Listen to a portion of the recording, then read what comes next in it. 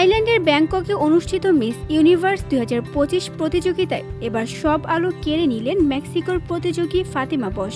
কয়েকদিন আগে আয়োজকদের অশালীন মন্তব্যের বিরুদ্ধে আমি কোনো পুতুল নই বলে সাহসিকতার সাথে প্রতিবাদ জানিয়েছিলেন যিনি, সেই ফাতেমা বশই জিতে নিলেন বিশ্ব সৌন্দর্যের এই সর্বোচ্চ সম্মান। 21শে নভেম্বর ব্যাংককের আইকনিক মঞ্চে শুরু হয় প্রতিযোগিতার গ্র্যান্ড ফাইনাল। চূড়ান্ত পর্বে মেক্সিকোর ফাতেমা লড়াই করেন থাইল্যান্ড, ফিলিপাইন এবং আইভরি কোস্টের সুন্দরীদের সাথে। বিচারকদের দেওয়া দুটি গুরুত্বপূর্ণ প্রশ্নের উত্তরে আত্মবিশ্বাস ও দৃঢ়তার ছাপ রেখে ফাতেমা বাকি সব প্রতিযোগীদের পিছনে ফেলে দেন। ফাইনালের কয়েকদিন আগে আয়োজক নাওয়াত ইংসারা গ্রিসিলের কাছ থেকে ফাতেমা ডাম্পহেডের মতো অপ্রত্যাশিত মন্তব্য শুনেছিলেন।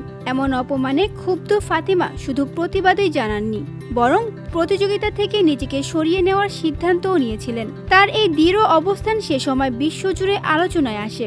সহ প্রতিযোগী এবং নেটিজেনদের সংহতি ও সমর্থনে তিনি ভয়হীন নারী হিসেবে প্রশংসিত হন।